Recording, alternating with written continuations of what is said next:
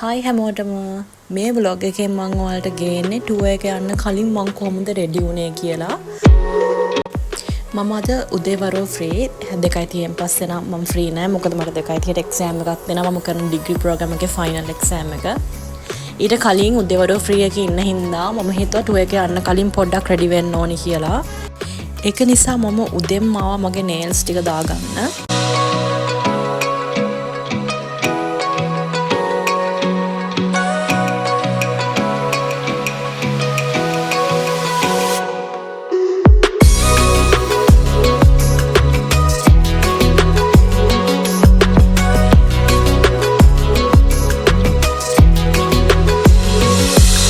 Nails ඔක්කොම කරලා ඉවර වෙද්දී වෙලාව කොහම හරි 12 විතර මට තවත් වෙලාව තිබ්බ හින්දා මම පෙඩිකියුර් එකකුත් කරගත්තා ඒ ගමන්ම.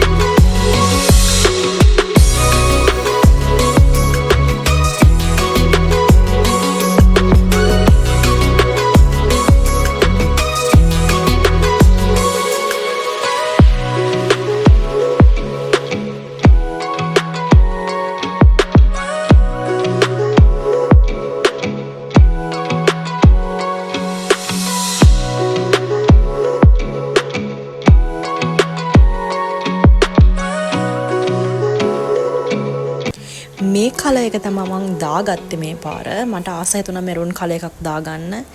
කොහොම හරි එළියට ඇවිත් චොක්ලට් ටිකකුත් ගත්තා. අරගෙන යද්දි එතනින් කොහොම හරි 1:30 විතර වුණා අපි. ඊට පස්සේ මම එහෙමම ගියා කැම්පස් එකට. කැම්පස් එකට ගිහිල්ලා එක්සෑම් එක ලියන්න රෙඩි වුණා.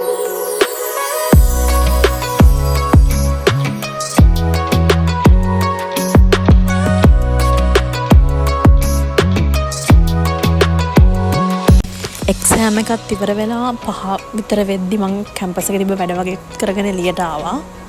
ඊට පස්සේ පොඩ්ඩක් කන්න ගියා එළියට අක්කිත් එක්ක. මෙතනින් මේ vlog එක ඉවරයි. thank you බලපු හැමෝටම. එහෙනම් මම ටුවර් එක යන වීඩියෝ එකත් එක්ක ඔයාලව ආයෙ හම්බෙන්නම්.